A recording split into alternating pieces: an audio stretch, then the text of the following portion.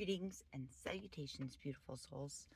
I have a few minutes, so we are going to get a message from the guardians, the gods, the goddesses, guardians. We're going to see who wants to talk to us today. As always, use your discernment. See if this is for you or not. Give your unseen team permission to interfere in your life as they see fit for the good of all. And a lot of the times, chaos, well, almost all the time, chaos is going to happen before peace happens, because you have to get rid of what doesn't work. Ooh, Hecate, past life healing. So, whether or not you believe in past lives, the whole spirituality thing or not, regardless of that, we all have trauma. A lot of it is generational trauma passed down by our parents. And if you are watching this, if you are resonating with this, I'm going to call in the people who are the black sheep of the family, the ones who are the generational curse breakers, the ones who are choosing different.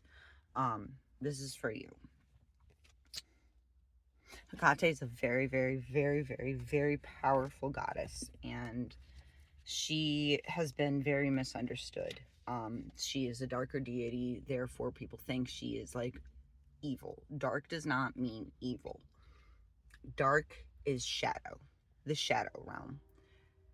Shadow work is what will help you discover how to heal your trauma from past lives, from generational trauma, from just cultural trauma, and just the way the world is now. Going into your shadows will help you find those parts of you that you thought were lost, and you are able to either integrate them or give them the space, time, and attention it needs and let them go, or give them the space, time, and attention it needs and integrate it. But we have a message from Hecate.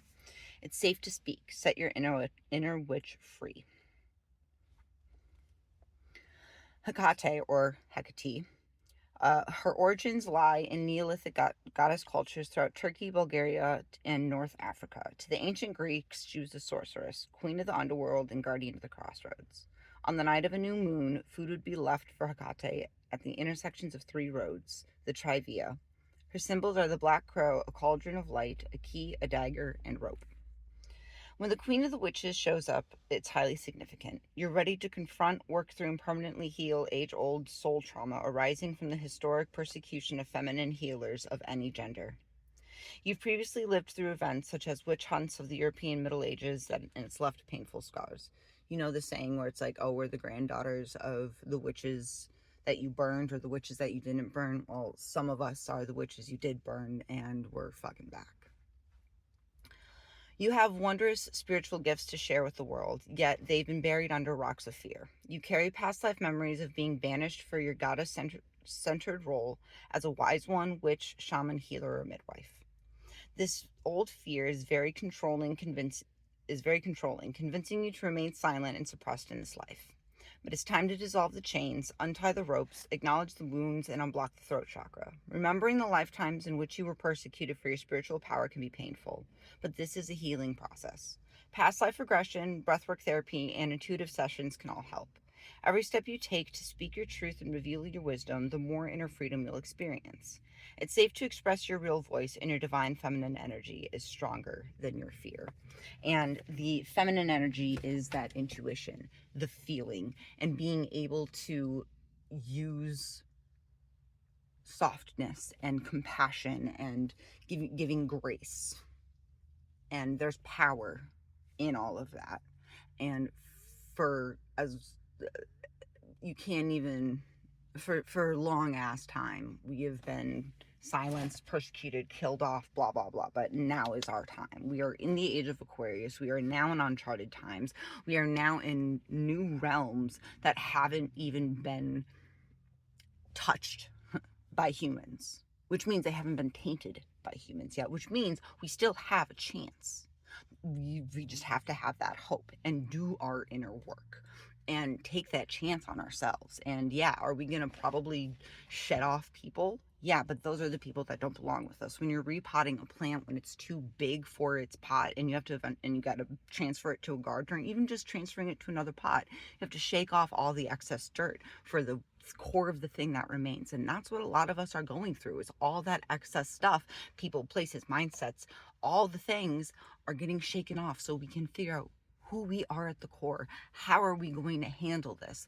And showing ourselves that we are incredibly strong. We truly are. And I know you're sick of being strong. Trust me, I know. But you know what? That strength, that inevitable strength, will make you unfuckwithable. And that way you cannot be manipulated. You can't be maneuvered, because you are in truth. You are in your intuition. You are in your permanent knowing of being humble, but being sure, and finding that balance. I did a video, I think, earlier this week about balance. It's all about balance. And there's so many things in life that you need to balance, but it's like the ebb and flow of the tide, and just finding, if you're in a sailboat, just finding the way and figuring out all the variables that you're dealing with to be able to sail in the direction that you wish to go. We are powerful creatures, and we've already won. Outside time space, we've already won. We are just taking those steps. So work on the shadows. If Hecate has come to you, do not be afraid of her. Treat her with respect, as you treat and treat yourself with respect.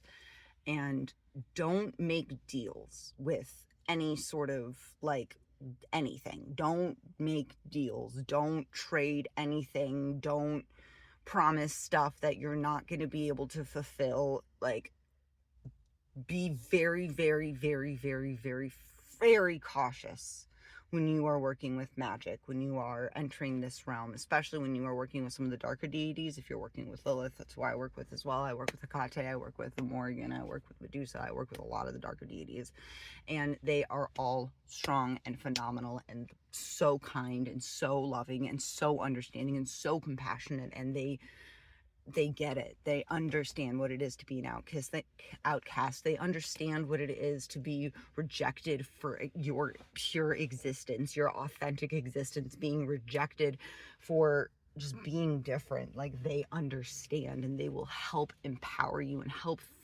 have you be able to empower yourself, so you don't need anybody outside of yourself. We are magnificent. We truly are fucking magnificent. Thank you for your time. If Hecate has reached out to you, use your discernment. Have respect. Know that it's real. This is real. Magic is real. And it's beautiful, as are you.